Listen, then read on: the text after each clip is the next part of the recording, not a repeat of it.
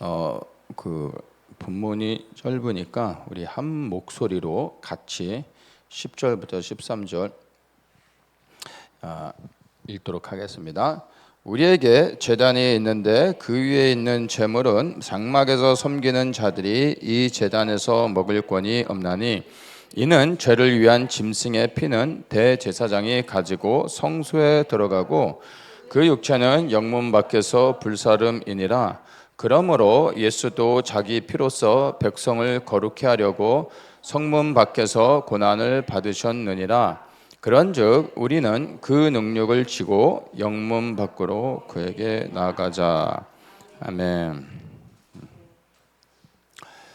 다음 주에 이제 이스라엘 그 기도 순례를 떠나죠. 그래서 말씀을 좀 준비하고 있는데, 이번에는 그 코스 중에서 이제 비아돌로로사 그 십자가의 길을 이제 방문해서 예수님이 이제 사형 언도를 받았던 빌라도 법정부터 시작해서 예수님이 십자가에 못 박히시고 무덤에 장사된 이제 성묘 교회까지 그 십자가의 길을 쭉 따라가면서 거기서 이제 좀 예수님의 발자취를 따라 필요한 말씀들을 좀 나누게 됩니다. 말씀을 좀 그 준비하다가 이제 좀 새롭게 좀 묵상하게 된 내용이 있어서 좀 나누려고 합니다. 제가 그 현장에서 나눌 내용은 아닌데 묵상하는 중에 또 우리에게 필요한 말씀이어서 오늘 그 내용을 좀 나누겠습니다.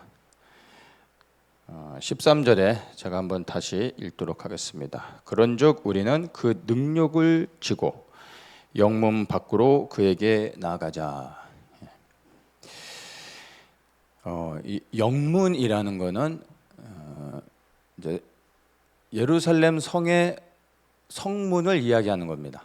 성문인데 이제 영문이라고 할 때는 군사적인 용어인데, 당시에 로마 그 수비대가 예루살렘 성을 이제 그 수비하는 역할들을 했죠. 그래서 이제 군사적인 용어로 진영의 문을 말할 때 영문이라고 말을 하는 겁니다. 그러니까 예루살렘 성문이나 뭐 영문이나 다 같은 문입니다. 똑같은 건데 어떤 단어를 쓰느냐에 따라 이제 바라보는 관점이 좀 다른 거죠. 그러니까 예루살렘을 당시에 이제 수비하던 로마 수비대가 이제 예수님을 십자가에 그 못 박기 위해서 예루살렘 성 밖을 나가죠.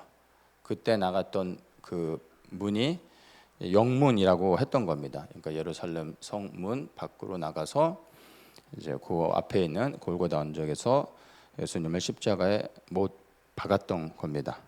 그래서 여기 히브리서 기자는 영문 밖으로 그에게 나아가자. 그러니까 예수님이 십자가에 못 박히시기 위해 나가셨던 그 문으로 우리도 나아가 그에게로 가자. 이렇게 이제 말하고 있는 겁니다. 그래서 뭐 영문이란 단어 자체를 잘 안 쓰지만 여러분이 영문을 예루살렘 성의 문, 그런데 예수님께서 십자가를 지기 위해 나가셨던 그 문, 이렇게 영문을 이해하면 좋을 것 같습니다. 이스라엘 백성들이 광야 40년의 생활 가운데서 또 항상 이제 이 회막 중심의 삶을 살죠. 그래서 회막이 있고 12지파가 동서남북으로 세 지파씩 해서 진을 치게 됩니다. 그리고 그 진으로 들어오는 문이 있죠. 진의 문인데 그거를 쉽게 얘기하면 영문이라고 할 수 있는 겁니다.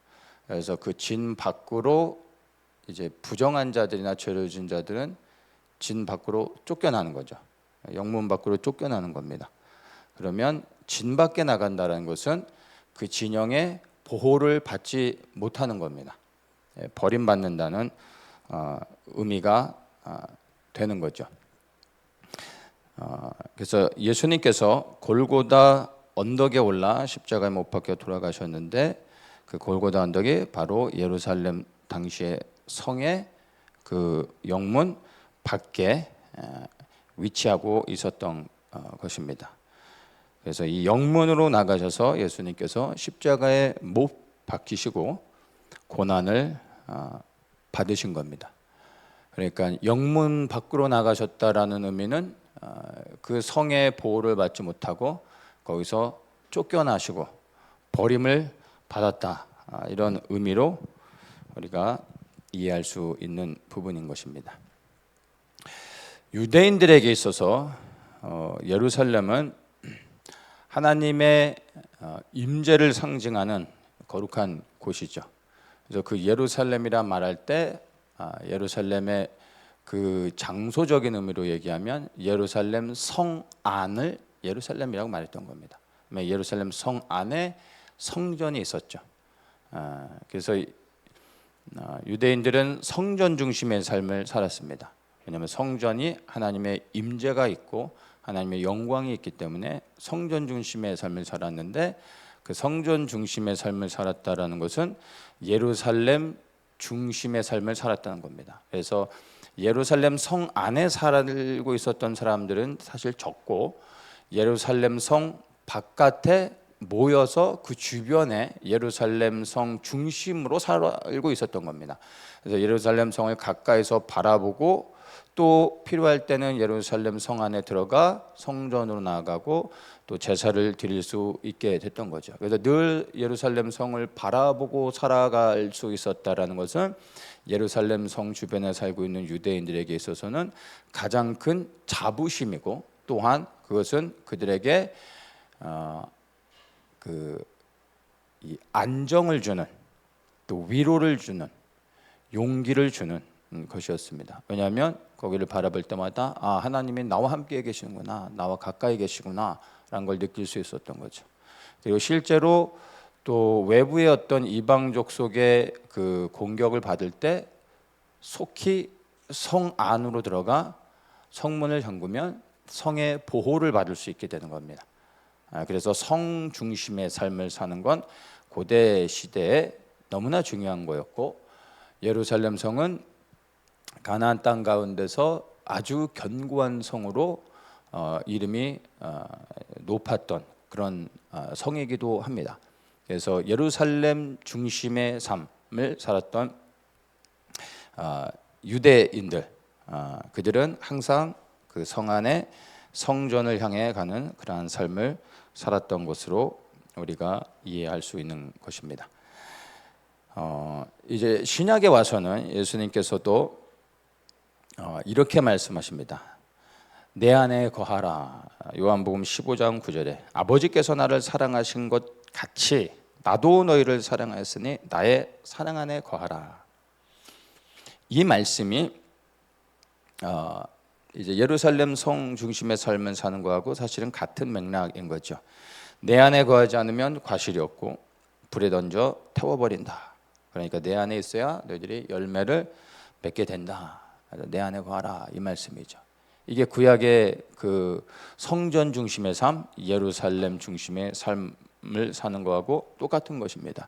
하나님의 영광이 계신 성전을 향하여 나아가는 것, 그 예루살렘 성으로 나아가는 것, 예루살렘 중심의 삶을 사는 것이 바로 열매 맺는 것이고 하나님과 함께하는 것이고 하나님의 영광 안에서 생명을 누리는 거였습니다. 그래서 예수 안에 거하는 삶, 이거를 구약의 버전으로는 성전 중심의 삶, 예루살렘 중심의 삶, 이렇게 말할 수 있는 것이죠. 말씀드린 것처럼 이 구약의 버전으로 예루살렘 영문 안에, 그러니까 예루살렘 성 안에 산다라는 것, 그것은 이제 하나님을 예비하는 것, 즉 예수 그리스도를 예비하는 것으로 이해할 수 있는 거고, 또 외부의 적으로부터도 보호를 받을 수 있었던 것입니다. 그런데 반대로 만약에 영문 밖으로 나가게 되면 어떻게 되는 겁니까? 영문 안에 있어야 예수 그리스도를 예배하고, 그리스도 안에 있어야 그리스도를 예배하고 찬양하고 그분과 친밀해지고 그분으로부터 보호를 받는 거죠. 그런데 영문 밖으로 나간다는 것은 성 밖으로 나가는 거고 그리스도 밖으로 나가는 것이죠. 그러면 주님을 예배할 수 없고 외부의 적으로부터도 보호를 받지 못하는 것입니다. 그래서 영문 안에 거하는 삶, 예루살렘 안에 거하는 삶, 그리스도 안에 거하는 삶 다 똑같은 의미로 생각할 수 있는 것입니다. 그래서 영문 안에 거하는 삶, 그것은 주님 안에 거하는 삶, 그리고 주님을 예배할 수 있는 삶, 그리고 주님의 보호를 받는 삶, 이렇게 정의를 내릴 수 있는 것입니다. 그래서 우리는 항상 구약의 이스라엘 백성들처럼 예루살렘 중심의 삶을 살아야 됩니다. 그것이 예수님이 말씀하신 내 안에 거하라 이 말씀하고 똑같은 맥락인 것입니다. 그래서 우리는 항상 그리스도 안에 거해야 되는데도 불구하고 오늘 우리가 읽은 이 본문의 히브리서 기자는 영문 안에 거하라 이렇게 말하지 않고 영문 밖으로 나가라 라고 말하고 있는 것입니다. 이상하죠? 영문 밖에서 무슨 일이 일어났습니까? 예수님께서 십자가를 지시고 고난을 당하시고 돌아가셨습니다. 그래서 영문 밖으로 나가 그에게 나가라 이 말의 의미는요, 우리도 예수님과 같이 영문 밖으로 나가 고난을 받자 이런 의미로 우리가 받아들일 수 있는 것입니다. 제사를 드릴 때 그 희생 제물의 그 피를 번제단에 뿌림으로 인하여 죄 사함을 받게 됩니다. 그리고 이 희생 제물의 이제 죽은 사체는 성 밖으로 버려버리는 겁니다. 그래서 예수님께서 우리의 죄를 사하여 주시기 위해서 어떻게 되셨습니까? 성문 밖으로 나가, 영문 밖으로 나가 고난을 당하시고 우리는 그분의 피로 죄사함을 받게 됐던 것입니다. 예수님께서 우리를 구원하기 위해서 예루살렘 안에 거하지 않으시고 영문 밖으로 나가 고난을 받으셨던 것입니다. 예수님의 삶도 보면 항상 성전 중심의 삶, 즉 예루살렘 중심의 삶을 사셨습니다. 유대와 사마리아 모든 지역을 다니시고 또 이방인의 지역도 다니시면서 사역을 하시다가도 항상 다시 예루살렘으로 오셔서 거기서 또 말씀을 가르치시고 치유를 행하시고 예수님도 성전에 가셨고 모든 절기들을 지키기 위해 항상 예루살렘으로 오셨던 것입니다. 늘 예루살렘 중심의 삶을 사셨던 것입니다. 그런데 가만히 보면요, 예수님의 마지막 사역 장소는 예루살렘 성 안이 아니라 예루살렘 성 밖, 영문 밖이었다라는 것을 알 수 있습니다. 공생의 모든 그 기간 동안에 항상 예루살렘 중심의 삶과 사역을 감당하시다가 마지막 그분의 사역은 성 안이 아니라 성 밖이었다는 것입니다. 영문 밖 골고다 언덕 위에서 십자가의 죽으심으로 말미암아 아버지의 뜻을 이루셨습니다. 어디서요? 영문 밖에서. 히브리서 기자가 우리에게 영문 밖으로 나가자 이 말이 이제 무엇을 의미하는지 좀 이해가 되십니까? 예수님께서 아버지의 뜻에 온전히 순종하신 것과 같이 우리도 영문 밖으로 나아가 마지막까지 아니면 마지막 사명을 감당하기 위해 영문 밖으로 나가야 한다라는 것을 우리에게 말해주고 있는 것입니다. 아니, 말해주고 있다라기보다는 우리에게 명령하고 있는 것이죠. 영문 밖으로 나아가, 그에게 가라, 이렇게 말하고 있습니다. 사명을 감당하기 위해선 그리스도와 함께 영문 밖으로 나가 고난을 받아야 된다, 이렇게 해석을 할 수도 있는 것입니다. 예수님도 마지막 사명을 감당하기 위해서 아버지의 품을 떠나 고난을 받으셨다라는 것입니다. 그러면 예수 그리스도를 따르는 우리도, 예수님조차도 아버지의 뜻에 순종하여 그분의 마지막 사명을 감당하기 위해 영문 밖으로 나가셨다면, 예수 그리스도를 따르는 우리들의 삶은 어떠해야 되겠습니까? 우리는 영문 안에 거해야 되겠습니까? 그리스도를 따르는 자들이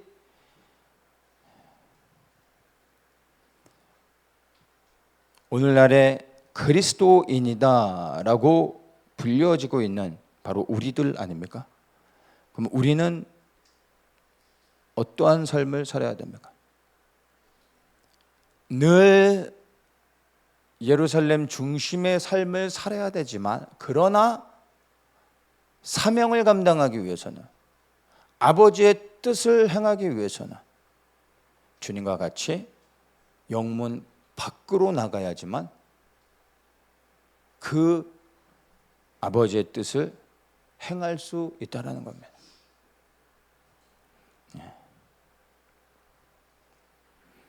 사명을 감당하기 위해선 예수 그리스도와 같이 영문 밖으로 나가야 되는 겁니다. 그리스도와 함께 고난을 받아야 하는 것입니다. 우리가 볼 때 예수님께서 지셨던 그 십자가는 분명 고난이었습니다. 그런데 그분이 받으신 고난으로 인하여 우리는 죄사함을 받았습니다. 그런데 우리의 관점으로 볼 때 예수님께서 지신 십자가는 고난이었지만, 그리하여 그 고난을 영문 밖에 나가 당하셨지만, 예수님께서 보셨을 때 우리가 아닌 예수님에게 있어서의 십자가는 고난이 아니라 그분에게는 사명이었습니다. 고난을 받기 위해 영문 밖으로 나가 십자가를 지셨던 것이 아니라 아버지의 뜻에 순종하여 그분에게 주어진 마지막 사명을 감당하기 위해서 순종하여 나가셨던 겁니다. 사명의 자리였습니다. 예수님께서 끝까지 아버지의 뜻에 순종하여 사명을 감당하셨기 때문에 오늘날 우리가 구원받아 영원한 생명을 누리며 살아갈 수 있게 됐던 것입니다. 영문 밖으로 나간다라는 것은 버림받는 것이고 위험에 처하는 것이고 고난을 받는 것으로 우리가 이해할 수 있지만, 또 실제 그렇기도 하지만, 그러나 그 영문 밖으로 나가야지만 사명을 감당할 수 있다는 것입니다. 영문 안에 있어서는 결코 감당할 수 없는, 결코 마칠 수 없는, 결코 이룰 수 없는, 행할 수 없는 주님께서 명하시는 그 일이 있다라는 겁니다. 나가야지만 주님의 뜻을 행하고 아버지를 영화롭게 할 수 있는 것입니다. 어떤 일은 성 안에서 할 수 있는 것들도 있겠지만, 어떠한 일들은 나가야지만 아버지의 뜻을 이루며 하나님을 영화롭게 하며 사명을 감당하는 것이 될 수 있다라는 것입니다. 그래서 성전 중심의 삶을 사는 것과 예수 그리스도 안에 거하는 삶이 무엇을 의미하는지, 어떻게 살아가는 것이 성전 중심의 삶이며 그리스도 안에 거하는 삶인지를 우리가 곰곰이 생각할 때 깨달을 수 있습니다. 진정으로 예수 그리스도 안에 거하며 순종하는 삶을 살아가는 사람은 주님이 명하실 때 영문 밖으로 나가 사명을 감당한다는 겁니다. 그리스도와 함께 고난을 받는 것입니다. 그것이 진정으로 그리스도 안에 거하는 사람에게 나타날 수 있는 열매인 겁니다. 그러니까 진정으로 그리스도 안에 거하는 사람은 늘 성령 중심의 삶을 사는 그러한 삶을 사는 사람은 그 몸이 늘 성전 안에만, 예루살렘 성 안에만 있는 것이 아니라 사실은 성 밖으로 나아간다라는 것입니다. 12절에 성문 밖에서 고난을 받으셨느니라. 이 고난을 빼고요, 여기다 사명을 넣으시면 돼요. 성문 밖에서 사명을 감당하셨다. 성문 밖에서 아버지의 뜻을 이루셨다.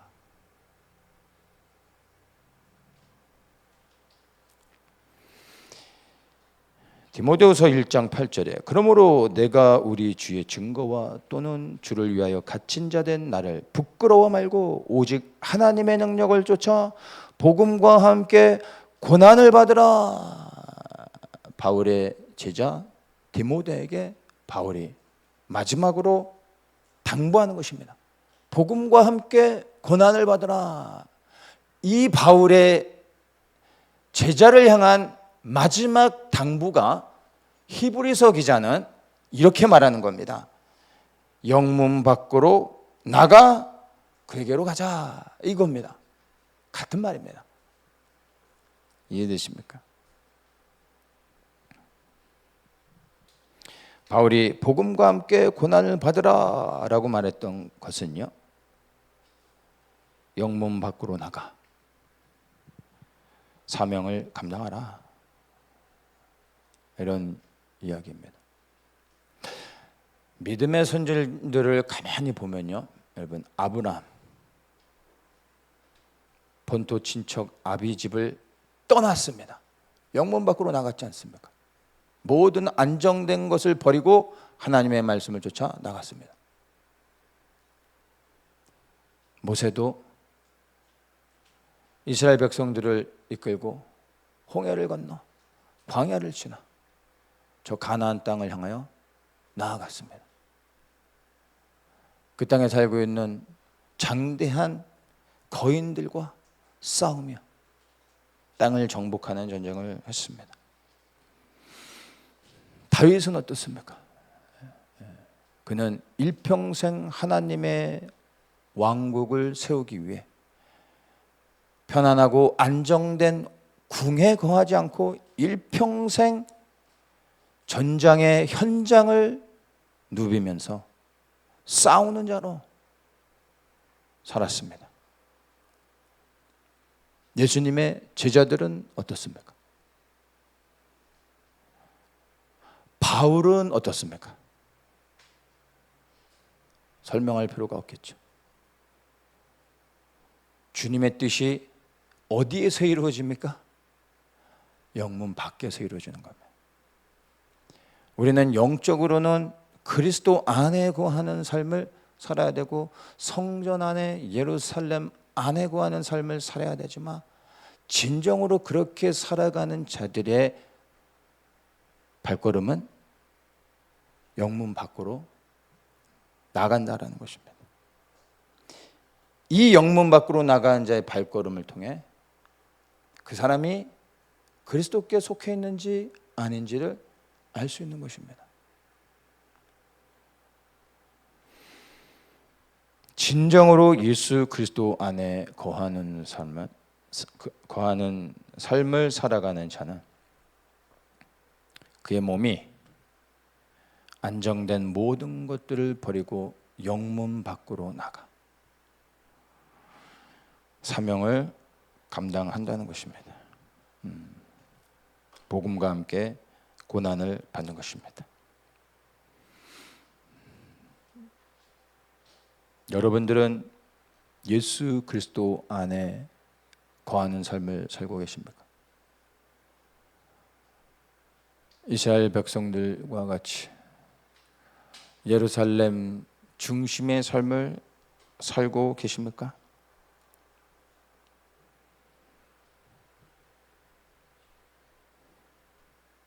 진정으로 그렇게 살아가는 자들은 영문 밖으로 나가 그리스도와 함께 고난받는다는 것입니다. 그리스도와 함께 고난받고 또 사명을 감당하기 위해 여러분의 발걸음이 영문을 향하여 나가고 있습니까? 아니면 여전히 나에게 안전을 주는 성 안에만 머무르고 있습니까?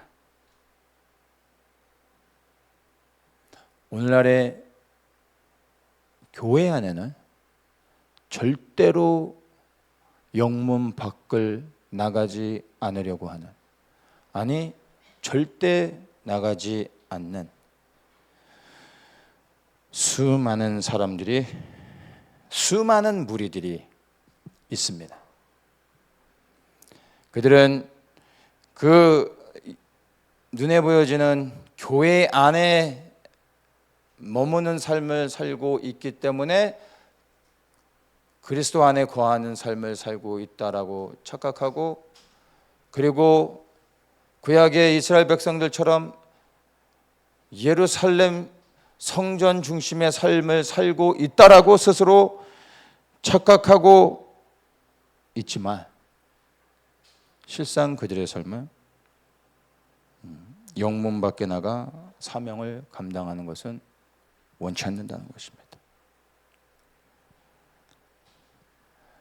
그러한 일은 원하지도 않고, 그리고 할 수만 있다면 피하려고 하는 것이죠. 교회 안에 있는 일반 성도만 그렇습니까? 마지막 때를 깨달았다고 하는, 그래도 시대를 분별한다고 하는 수많은 사람들 가운데 거의 대다수도 여러분 영문 안에만 거하려고 합니다. 마지막 때를 깨달은 사람들의 거의 대다수의 관심이 무엇입니까? 둘 중에 하나죠. 휴거 아니면 피난처입니다. 거의 대부분이 휴거 아니면 피난처. 휴거와 피난처가 아닌 사명을 붙잡는, 마지막 때 깨어있는 사람들을 보셨습니까? 신부들은 많이 보셨을 겁니다. 마지막 때 군사의 사명을 감당하기 위해 그리스도의 좋은 군사가 되겠다고 결단하는 마지막 때 깨어있는 사람을 보신 적이 있습니까?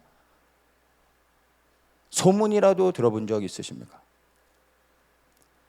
거의 다 신부이거나 신부가 아닌 사람들은 피난처를 찾는 사람들인 겁니다. 여러분, 휴거를 소망하는 자, 그리고 피난처를 찾는 사람들, 제가 목사로서 제가 명확하게 말씀해 드릴 수 있습니다.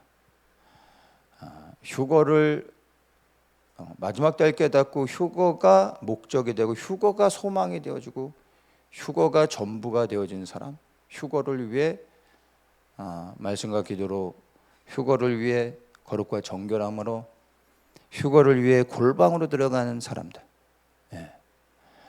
제가 목사로서 제가 분명하게 100% 장담해서 말씀드립니다. 이런 사람들은 휴거 절대로 못 받습니다. 이미 벗어났습니다. 그리스도가 아닌, 예수 그리스도가 마지막 때의 목적이 아닌 휴거. 휴거가 왜 사람들이 소망하고 집착합니까? 결국엔 내가 살고 싶은 거죠. 거기에 뭐가 있습니까? 예수님은 없고 내가 있는 겁니다.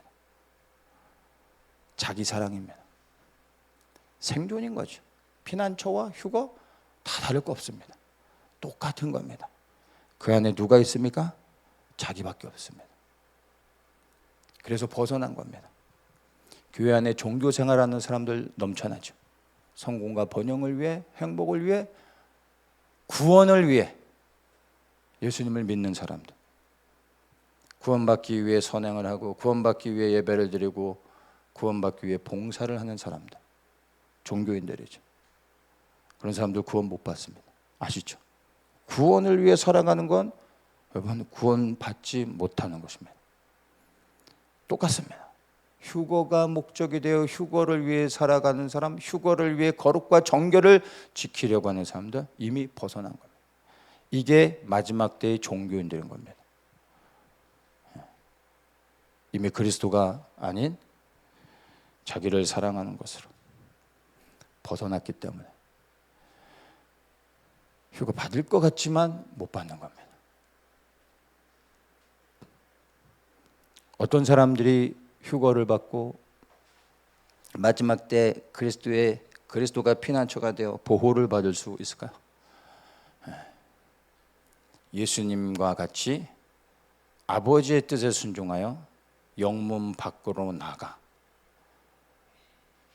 자기에게 주어진 그 아버지의 부르심을 따라 끝까지 그 마지막 사명을 감당하는 자가 때가 되면 휴거로 아니면 피난처로, 그 피난처가 우리의 눈에 보여지는 어떤 장소가 되어질 수도 있지만 예수 그리스도가 우리의 피난처가 되시는 겁니다.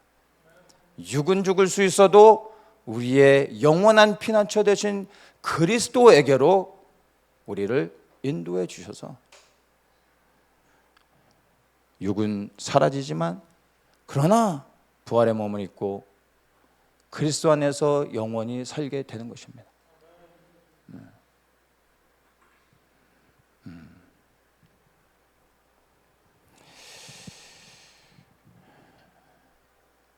하나님의 뜻이 이루어지기 위해서는 여러분 누군가는 영문 밖으로 나가야 됩니다. 예수님조차도 이 마지막 사명을 감당하기 위해서 겟세마네에 올라가 자신의 뜻을 내려놓고 아버지의 뜻을 구하고 순종하셔서 십자가를 지시게 되셨습니다.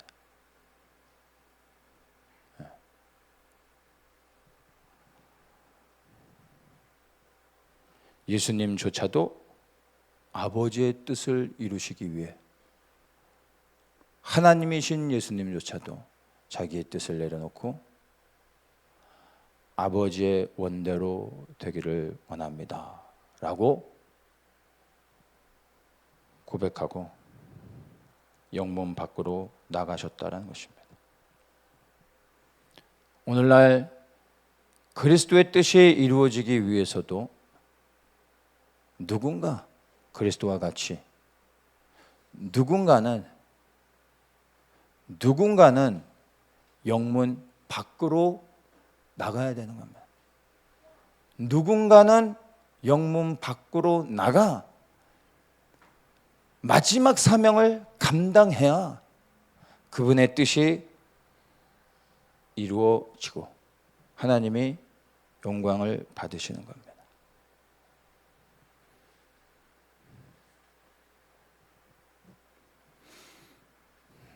우리 더처치 공동체는 공동체적으로 영문 밖을 향하여 나아가는 교회입니다.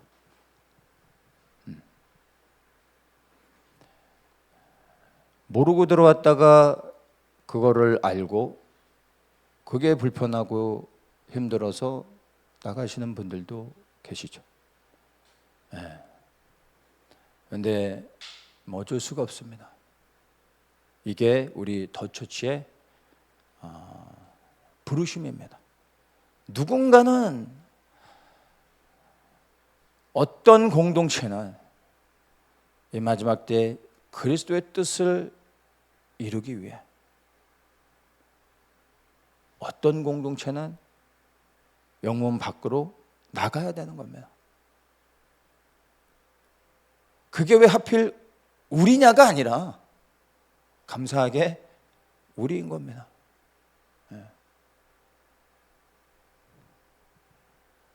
이게 우리 공동체의 부르심이고 사명입니다. 이게 무너지면 우리 더처치는 해산해야 됩니다.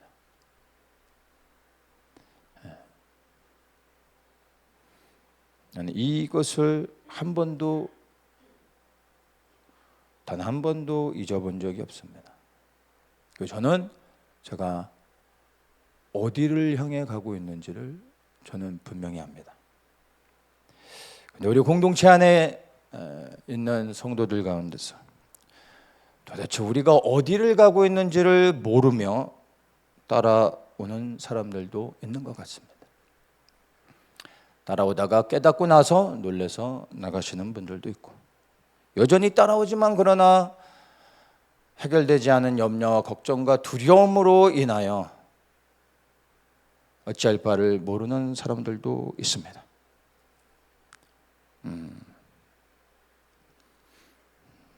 여러분 기도하십시오. 이 영문 밖으로 나간다는 것은 우리의 의지로, 어떤 용기로, 결단으로, 객기로, 오기로 할 수 있는 게 아닙니다. 주님의 마음이 부어져야 돼요. 성령님께서 우리 안에 담대함을 주시고 평안의 마음을 주셔야 갈 수 있는 길입니다. 사랑하는 우리 모든 성도님들에게 어떤 상황 가운데서도 요동하지 아니하고 평안할 수 있는 그 평안의 능력이 부어지시기를 주님의 이름으로 축원합니다. 이제 이 히브리서 기자가 말하고 있는, 우리를 향하여 부르고 있는, 우리를 초청하고 있는 이 말씀은 여러분 감사함으로 받을 수 있기를 소망합니다. 영문 밖으로 그에게 나아가자. 여러분 지금이야말로 이제 정말 우리 더처치 공동체가 안정되고 편안한 모든 것들을 내려놓고 이제 정말 영문 밖으로 나가 사명을 감당해야 될 때가 되어졌습니다. 바로 지금이 그렇습니다. 모든 교회가 이 길을 가진 않을 것입니다. 그러나 우리는 이 길을 위하여 부르심을 받았습니다. 이것이 저뿐만이 아니라 사랑하는 우리 모든 더처치의 성도님들에게도 동일하게 깨달아지고, 이것이 왜 하필 나인가? 라는 안타까움과 원망이 아니라, 주님, 이 시대에 나를 택하여 불러주시오, 사명을 감당하게 해주셔서 감사합니다라는 고백이 있기를 주님의 이름으로 축원합니다. 그래서 영문 밖에서 우리를 기다리고 계신 우리보다 먼저 가셔서 아버지의 뜻을 행하신 그분을 향하여 우리가 영문 밖을 향해 나아갈 때 그 길 끝에서 주께서 우리를 기다리시고 두 팔을 벌리셔서 너가 잘하였구나, 수고하였다 라고 하며 우리를 인정해 주시고 안아주시고 아버지 앞에서 우리의 이름을 불러주시며 구원 얻는 자의 자리로 서게 해주실 것을 믿고 이제 우리가 마음을 정하고 영문 밖으로 나아가 그리스도를 향하는 자가 되길 주님의 이름으로 축복합니다. 참 좋으신 주님, 우리에게 예수 그리스도께서 가셨던 그 마지막 길이 영문 밖이었음을 깨닫게 하심을 감사합니다. 그 영문 밖에서 아버지의 뜻이 이루어졌습니다. 우리도 그리스도와 같이 영문 밖으로 나가 마지막 사명을 감당하는 공동체 되게 하여 주시옵소서. 바로 그 일을 위하여 우리 더처치 선교회를 세워주신 줄 믿습니다. 건물이 커지고 많은 사람들이 모이고 축제를 벌이고 우리가 즐거워하기 위해서, 우리가 만족하기 위해서 우리 공동체가 세워진 것이 아니라 누군가는 가야 할 저 영문 밖을 향한 이 사명의 부르심을 위하여 우리를 택하시고 구별하여 세워주신 줄을 믿습니다. 우리의 주인 되신 예수 그리스도를 바라보며 주께서 걸어가신 그 길을 우리도 담대히 그리고 넉넉히 걸어갈 수 있도록 주님 우리에게 성령의 충만함 안에서 담대케 하시고 평안의 능력으로 함께하여 주시옵소서. 그 길 끝에서 우리가 그리스도를 뵙기를 원합니다. 우리를 붙잡아 주시옵소서. 감사하며 예수님의 이름으로 기도드리옵나이다. 아멘.